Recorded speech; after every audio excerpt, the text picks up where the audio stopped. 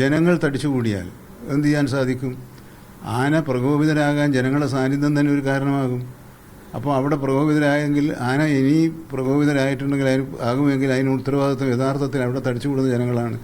ആ ജനക്കൂട്ടത്തെ പരമാവധി ഒഴിവാക്കാനാണ് രാവിലെ 8:30 മണിക്ക് തന്നെ അവിടെ നിരോധനാജ്ഞ പ്രഖ്യാപിക്കുന്നത്. വയനാട് ജനവാസ മേഖലയിൽ ഇറങ്ങിയ കാട്ടാനയെ പിടികൂടാനുള്ള ശ്രമം ഇപ്പോഴും വയനാട്ടിൽ ഊർജിതമായി പുരോഗമിക്കുകയാണ്. കൃത്യമായ നിർദ്ദേശങ്ങൾ നൽകി വനമന്ത്രി എ.കെ. ശശീന്ദ്രനും ദൌത്യ സംഘത്തിന് നൽകി അതിന്റെ കാര്യങ്ങൾ ഏകോപിപ്പിക്കുന്നുണ്ട്. ഇപ്പോൾ വനമന്ത്രി എ.കെ. ശശീന്ദ്രൻ മീഡിയ വണിപ്പം ചേരുകയാണ്. മിനിസ്റ്ററെ, കഴിഞ്ഞ 9 മണിക്കൂറായി ഈ ആന ജനവാസ മേഖലയിൽ തുടരുകയാണ്. എപ്പോഴത്തേക്ക് നമുക്കിതിനെ പിടികൂടാൻ കഴിയുമെന്നാണ് ഈ ഒരു ഘട്ടത്തിൽ നമുക്ക് പറയാൻ പറ്റുക? ഈ വയനാട് മേഖലയിൽ മാനന്തവാടിയിൽ ജനങ്ങളെ ആകെ അങ്കലാപ്പിലാക്കിക്കൊണ്ട് നാട്ടിലേക്ക് ഇറങ്ങിയ തണ്ണീർ എന്ന പേരിൽ അറിയപ്പെടുന്ന കൊമ്പനാന, ആ കൊമ്പനാനയെ കാട്ടിലേക്ക് തിരിച്ചയക്കാനുള്ള ശ്രമങ്ങളാണ് വനം വകുപ്പ് ഈ സമയം മുഴുവൻ നിർവഹിച്ചുകൊണ്ടിരിക്കുന്നത്. എന്നാൽ സാധാരണഗതിയുള്ള നടപടികളുണ്ട്, അത് സാധ്യമല്ല എന്ന ബോധ്യമായതിനെ തുടർന്ന് ആത്യന്തികമായി അതിനെ മയക്കുവെടി വെച്ച് പിടികൂടി ഉൾക്കാട്ടിലേക്ക് അയക്കുകയല്ലാതെ മറ്റു മാർഗമില്ല എന്ന ഒരു സ്ഥിതിയിലെത്തിയപ്പോൾ അതിനുള്ള നിർദ്ദേശങ്ങൾ കൊടുത്തു. അതിൻ്റെ അടിസ്ഥാനത്തിൽ വിദഗ്ധന്മാരായ വെറ്റിനറി സർജന്മാരും സ്പെഷ്യൽ RRT ടീമും ഈ പിടികൂടി ആനയെ കൊണ്ടുപോകാൻ ആവശ്യമായ ആംബുലൻസ് ലോറിയും ഉൾപ്പെടെ എല്ലാ ഘടകങ്ങളും അവിടെ തയ്യാറാക്കിയിട്ടുണ്ട്. രണ്ടാമത്, ഇതെവിടെയാണ് കൊണ്ടുപോവുക? അത് ബന്ദിപ്പൂർ വനമേഖലയിൽപ്പെട്ട ആനയായതുകൊണ്ട് തന്നെ ആ ആനയെ അങ്ങോട്ടേക്ക് കൊണ്ടുപോകുന്നതിന് കർണാടകയുമായിട്ട് സംസാരിക്കേണ്ടതുണ്ട്. കർണാടകത്തിലെ ജില്ലാ ഭരണകൂടവുമായി വയനാട്ടിലെ ജില്ലാ ഭരണകൂടവും കർണാടകത്തിലെ വനം വകുപ്പ് ഉദ്യോഗസ്ഥന്മാരുമായി വയനാട്ടിലെ വനം വകുപ്പ് ഉദ്യോഗസ്ഥന്മാർ സംസാരിക്കുകയും കർണാടക വനം വകുപ്പ് പൂർണ്ണ പിന്തുണ പ്രഖ്യാപിക്കുകയും ചെയ്തിട്ടുണ്ട്. ഒടുവിൽ അവരുടെ സ്ഥലത്ത് തന്നെ വിടുന്നതിനുള്ള സമ്മതവും അവർ നൽകിയിട്ടുണ്ട്. അപ്പോൾ എല്ലാ ക്രമീകരണങ്ങളും പൂർത്തിയായി. ഇനി ആവശ്യം വെടിവെക്കാൻ അനുയോജ്യമായ സ്ഥലത്ത് ആനയെ എത്തുക അല്ലെങ്കിൽ എത്തിക്കുക എന്നുള്ളതാണ്. ആ ജോലി സാധാരണ ചെയ്യാറ് സ്വാഭാവികമായി ചിലപ്പോൾ കിട്ടും, അല്ലെങ്കിൽ കുങ്കിയാനകളെ ഉപയോഗിച്ച് അത്തരം സ്ഥലങ്ങളിൽ എത്തിച്ച് അതിനുള്ള നടപടികൾ സ്വീകരിക്കുക എന്നുള്ളതാണ്. അപ്പോൾ ആ ശ്രമവും നമ്മൾ നടത്തും.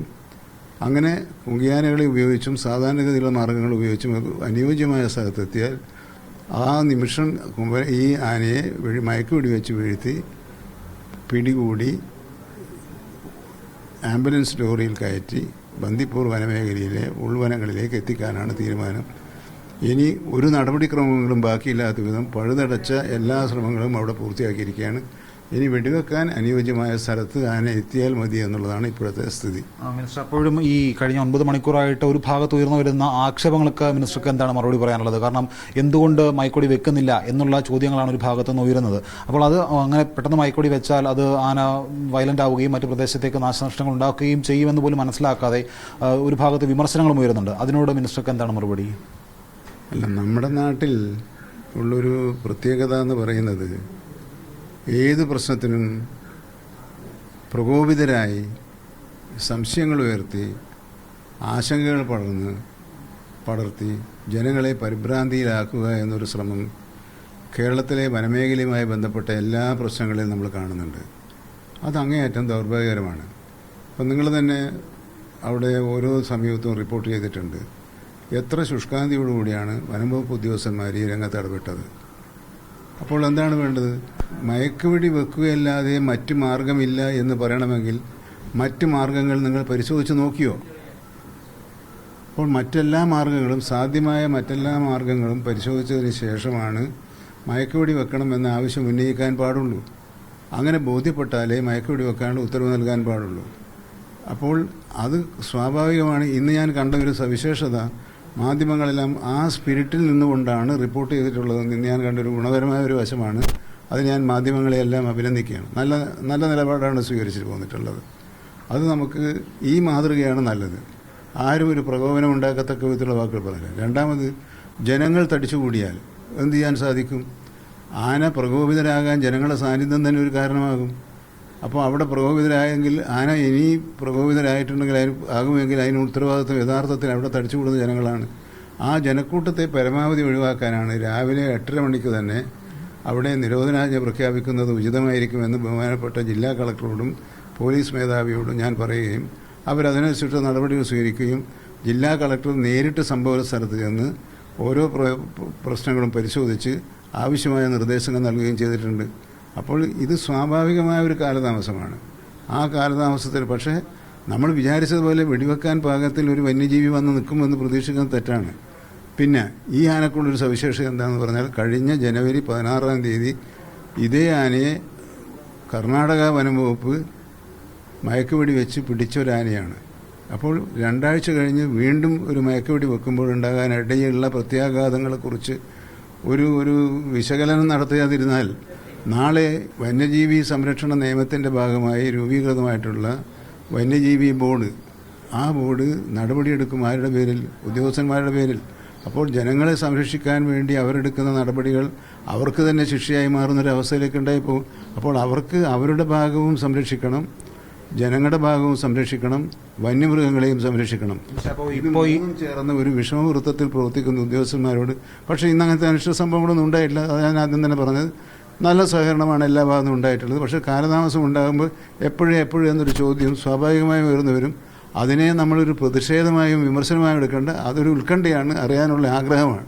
അപ്പോൾ അവസാനമായിട്ട് ഈ 144 പ്രഖ്യാപിച്ച പശ്ചാത്തലത്തിൽ ഈ ആനയെ പിടികൂടുന്നത് വരെ ആളുകൾ വീടിന് പുറത്തിറങ്ങരുത്, സ്കൂളിലുള്ള കുട്ടികൾ അവിടെ തന്നെ തുടരണം, ആ കാര്യമാണ് മിനിസ്റ്റർ ഇപ്പോഴും പറയുന്നത് അല്ലേ? അല്ല, അത് എപ്പോഴാണോ നമ്മൾ മയക്കുവെടി വെച്ച് ആനയെ അവിടെ നിന്ന് മൂവ് ചെയ്ത് കഴിഞ്ഞാൽ ആ വിഷയമില്ലല്ലോ. അപ്പോൾ ഇനി അധിക നേരം കാത്തിരിക്കേണ്ടി വരുമെന്ന് എനിക്ക് തോന്നുന്നില്ല. പക്ഷേ സന്ധ്യയായാൽ വയനാട് മേഖല നിങ്ങൾക്കറിയാം, നേരത്തെ ഇരുടാകുന്നൊരു പ്രദേശമാണ്.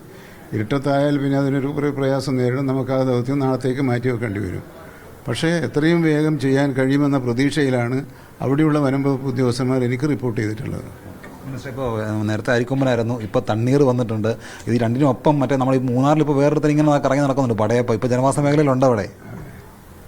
അല്ല, അത് നമ്മുടെ വനമേഖലയിൽ കഴിഞ്ഞ ഏതാണ്ട് 2 വർഷക്കാലമായി വന്യജീവികൾ നാട്ടിലേക്ക് ഇറങ്ങി വന്ന് മനുഷ്യൻ്റെ ജീവനും സ്വത്തിനും അപകടമുണ്ടാക്കുന്ന വിധത്തിൽ പ്രവർത്തിച്ചു വരികയാണ്. അതിനെ തടയണമെങ്കിൽ ദീർഘകാലാടിസ്ഥാനത്തിലുള്ള പദ്ധതികളാണ് ആവശ്യം. അല്ലാതെ ഈ കാണുന്ന നടപടികൾ കൊണ്ടൊന്നും പൂർണ്ണമായും അതിനെ തടയാൻ പറ്റില്ല. അപ്പോൾ എന്താണ് വേണ്ടത്? എന്തുകൊണ്ട് ഇത്തരം വന്യമൃഗങ്ങൾ പതിവില്ലാത്ത വിധത്തിൽ നാട്ടിലേക്ക് ഇറങ്ങി വരുന്നു? ആ ചോദ്യത്തിനാണ് നമുക്ക് ഉത്തരം കിട്ടേണ്ടത്. അതിനൊരു ശാസ്ത്രീയ പഠനം ആവശ്യമാണ്. ശാസ്ത്രീയ പഠനം കേരളത്തിന് മാത്രമായി നടത്താൻ പറ്റില്ല. പശ്ചിമഘട്ട മേഖലയുമായിട്ട് ബന്ധപ്പെടുന്ന എല്ലാ സംസ്ഥാനങ്ങളിലും ഉണ്ടാകുന്ന ഒരു കാലാവസ്ഥാ പ്രശ്നം കൂടിയാണിത്. അപ്പോൾ അത് സ്വാഭാവികമായും കേരളത്തിന് മാത്രമായി ചെയ്യാൻ കഴിയില്ല. കേരളത്തിന് മാത്രമായി സെൻസസ് നടത്തി നോക്കി, നമ്മൾ 4 സംസ്ഥാനങ്ങൾ ഒരുമിച്ച് സെൻസസ് നടത്തി നോക്കിയിട്ടും ഇത് ചലിച്ചുകൊണ്ടിരിക്കുന്ന കാര്യങ്ങളാണ്. നമുക്ക് കൃത്യമായി 100% കൃത്യമായി സെൻസസ് എടുക്കാൻ കഴിയുമെന്നും പറയാനൊന്നും സാധിക്കില്ല. കാരണം ഇത് ഒരു സ്ഥലത്തങ്ങനെ നിന്ന് തരികയല്ല, കെട്ടിടങ്ങളുടെ സെൻസസ് എടുക്കുന്ന പോലെയല്ല. അപ്പോൾ നമ്മൾ ഒറ്റ ദിവസം ഈ 4 സംസ്ഥാനങ്ങളിൽ ചെറിയ വേരിയേഷൻസ് ഉണ്ട് എന്നാണ് പിന്നീട് നമുക്ക് മനസ്സിലാക്കാൻ വേണ്ടി കഴിഞ്ഞിട്ടുള്ളത്.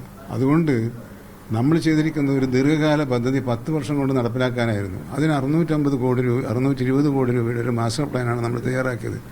2 വർഷം മുമ്പ് ആ മാസ്റ്റർ പ്ലാൻ കേന്ദ്ര ഗവൺമെൻറ്റിന് സമർപ്പിച്ചെങ്കിലും കുറേ കാലം അതിന് മറുപടി ഒന്നും തരാതെ കഴിഞ്ഞ 4-5 മാസത്തിന് മുമ്പ് ഈ പദ്ധതിക്ക് സാമ്പത്തിക സഹായം നൽകാൻ സാധ്യമല്ല എന്ന ഖേദകരമായ മറുപടിയാണ് നമുക്ക് ലഭിച്ചിട്ടുള്ളത്.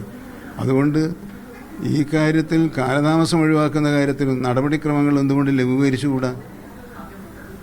നടപടിക്രമങ്ങൾ ഇപ്പം ഞാൻ പറയാം, ചീഫ് വൈൽഡ് ലൈഫ് വാർഡന് ഉത്തരവ് പുറപ്പെടുവിക്കണം. എന്താ നിർബന്ധം? എന്താ അത് സർക്കിൾ CCFമാർക്കോ DFമാർക്കോ കൊടുത്തുകൂടെ? അപ്പോൾ അതിനാവശ്യമായ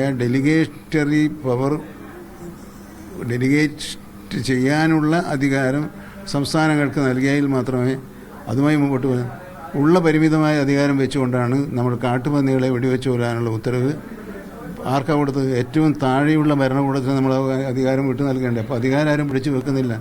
നമുക്ക് കൊടുക്കാൻ കഴിയുന്ന എല്ലാ അധികാരങ്ങളും താഴെ തട്ടിൽ കൊടുത്തുകൊണ്ട് ജനങ്ങൾക്ക് പെട്ടെന്ന് സഹായം എത്തിക്കുന്ന നടപടിയിലേക്ക് പോകണമെന്ന് തന്നെയാണ് ഗവൺമെൻറ് ആഗ്രഹിക്കുന്നത്. എന്തായാലും കർഷക സമൂഹത്തിൻ്റെ ആശങ്കകൾക്ക് ഒപ്പമാണ് ഗവൺമെൻറ്. അവരുടെ ആശങ്കകൾക്ക് വിപരീതമായ ദിശയിലല്ല ഗവൺമെൻറ് സഞ്ചരിക്കുന്നത്.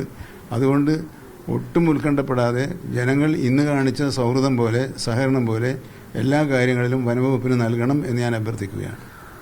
വയനാട് ജനവാസ മേഖലയിൽ ഇറങ്ങിയ തണ്ണീർ എന്ന് പറയുന്ന കൊമ്പനെ അധികം വൈകാതെ ഇന്ന് തന്നെ പിടികൂടാൻ കഴിയുമെന്ന പ്രതീക്ഷയാണ് വനമന്ത്രി AK ശശീന്ദ്രൻ പങ്കുവെക്കുന്നത്.